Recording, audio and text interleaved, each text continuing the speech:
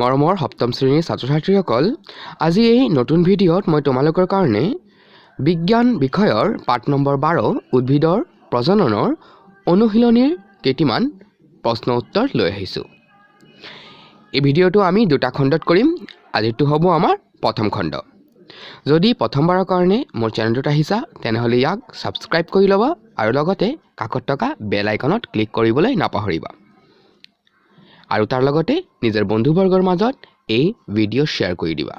তেন্তে আহা আৰম্ভ কৰো আজিৰ আমাৰ নতুন ভিডিঅ' বিজ্ঞান বিষয়ৰ পাঠ নম্বৰ 12 উদ্ভিদৰ প্ৰজনন। প্ৰথম প্ৰশ্নত সুধিছে যে খালী ঠাই পূৰ কৰা। উদ্ভিদৰ অংগজংঘৰ পৰা এজোপা নতুন উদ্ভিদৰ সৃষ্টি হোৱাকে ডেছ বোলে। প্ৰশ্নটোৰ উত্তৰ হ'ব অংগজ বংশ বিস্তাৰ বোলে। দ্বিতীয় প্ৰশ্ন এপাহ ফুলত পুং বা স্ত্ৰী জনন যিকোনো এটা অংগ থাকিলে এনেকুৱা ফুলক ডেছ বোলে। প্ৰশ্নটোৰ সঠিক উত্তৰ হ'ব একলিংগ ফুল। পৰৱৰ্তী প্ৰশ্নত সুধিছে একে ধৰণৰ ফুল এপাহৰ পুং কেশৰৰ পৰা পৰাগৰেণু একেপাহ বা একে ধৰণৰ আন এপাহৰ গৰ্ভমুণ্ডলৈ স্থানান্তৰিত হোৱাকে ডেছ বুলি জনা যায়।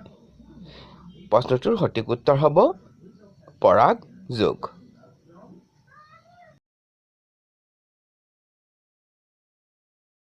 পৰৱৰ্তী প্ৰশ্নত সুধিছে পুং আৰু স্ত্ৰী জনন কোষৰ মিলনক ডেছ বোলে।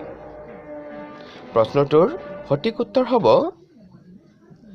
নিষেচন।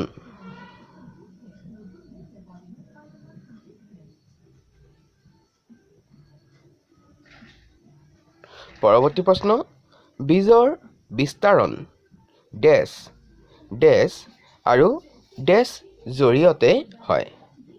ইয়াৰ সঠিক উত্তৰ হ'ব বায়ু, পানী আৰু প্ৰাণীৰ জৰিয়তে হয়। পৰৱৰ্তী প্ৰশ্নত কৈছে যে 1 নম্বৰ স্তম্ভৰ লগত 2 নম্বৰ স্তম্ভ মিলোৱা। 1 নম্বৰ স্তম্ভত আছে মুকুল, চকু, বিভাজন, পাখি আৰু ৰেণু। সেইদৰে 2 নম্বৰ স্তম্ভত আছে মেপল, হৰপিল হেলাই, ইষ্ট, পাউৰুটি থোৱা ভেঁকুৰ, আলু আৰু গোলাপ। ইয়াৰ যদি আমি সমাধান উলিয়াওঁ তেনেহ'লে মুকুলৰ লগত মিলিব তোমাৰ গোলাপ। সেইদৰে চকুৰ লগত মিলিব আলু।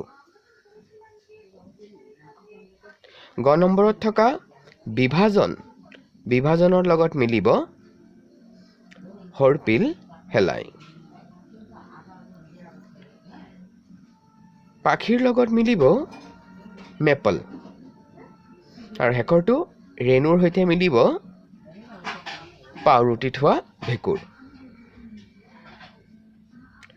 পৰৱৰ্তী প্ৰশ্নত কৈছে শুদ্ধ উত্তৰটোত ৰাইট চিন দিয়া। এজোপা উদ্ভিদৰ প্ৰজনন অংগ হ'ল। এজোপা উদ্ভিদৰ প্ৰজনন অংগ হ'ব কি?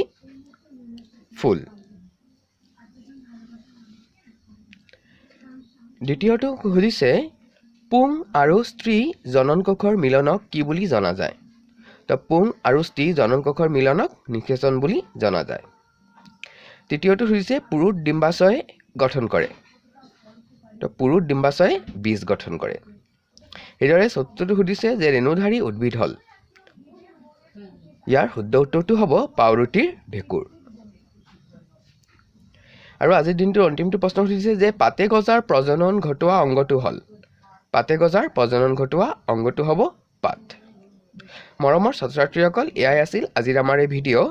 এই পাঠৰ দ্বিতীয়টো ভিডিঅ'লৈ অতি সোনকালে তোমালোকৰ সন্মুখত উপস্থিত হ'মহি। আজিৰ কাৰণে ইমানেই। ভিডিঅ'টো ভাল পালে নিশ্চয় ইয়াক লাইক কৰি দিবা আৰু নিজৰ মন্তব্য কমেণ্ট বক্সত জনাবলৈ নাপাহৰিবা।